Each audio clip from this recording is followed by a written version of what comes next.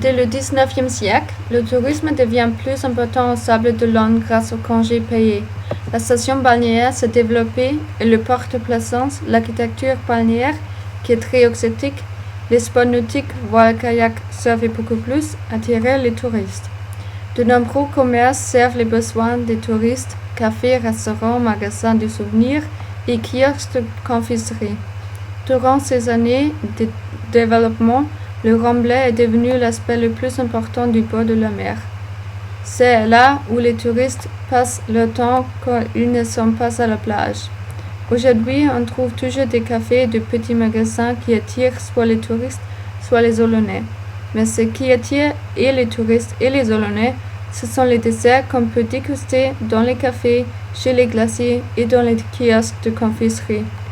Les Français sont déjà connus pour leur appréciation des desserts et surtout au bord de la mer où l'air salé augmente nos désirs de consommer les aliments sucrés.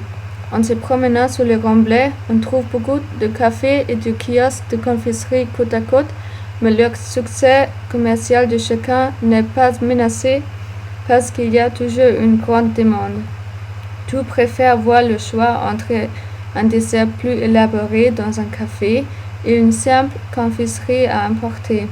Il y a aussi des prix variés selon le type de café ou de kiosque. Les desserts les plus populaires ici au Sable d'Olonne sont les crêpes, surtout caramel au beurre salé avec du cidre, les niniches, les gaufres, le chichi et les glaces au parfum variés, fruités, sucrés et autres comme noisettes au café. Pour vous donner quelques exemples d'avis des gourmands et des marchands, nous allons interviewer quelques-uns au sujet de la vie gourmande.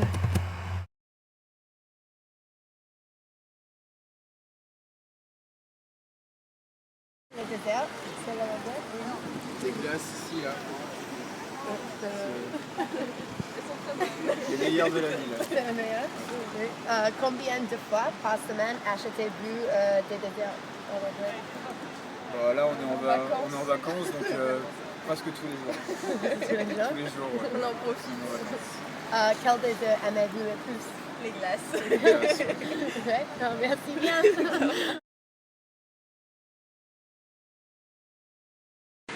Depuis quand avez-vous cette entreprise?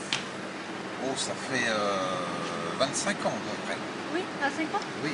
Avez-vous besoin d'une éducation ou expérience spécifique pour gérer une entreprise pour les desserts? Faut être un petit peu gestionnaire quand même. Hein? Gestionnaire et autrement pour faire les glaces. Non, ça s'apprend. Tous les ans, j'embauche des étudiantes. Oui. Hein? Elles apprennent en 2 mois, elles apprennent sans problème. Hein? Voilà. Et quel type de personnes achètent des desserts le plus souvent?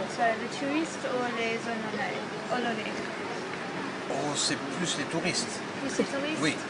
Parce qu'ils viennent ici, ils veulent manger une glace en même temps. Oui. Hein? Ou des chichis ou des gaufres. Les Olonnais, ils sont habitués. Ah, oui. Hein? Ils mangent chez eux. Voilà. Et quel est le dessert le plus fréquenté? Alors, avant c'était vanille et maintenant c'est caramel fleur de sel. Ah oui? Voilà, c'est la première. Oui. Ensuite vanille, chocolat, pistache et pour les jeunes filles, les sorbets. Hein, ou les noisettes. Voilà. Merci bien. D'après notre entretien avec monsieur le propriétaire, en fin de compte, les touristes constituent la majorité de sa clientèle. Le tourisme est l'un des aspects les plus importants de l'économie des sables et les desserts sont parfaits comme commerce grâce à la plage et au tourisme.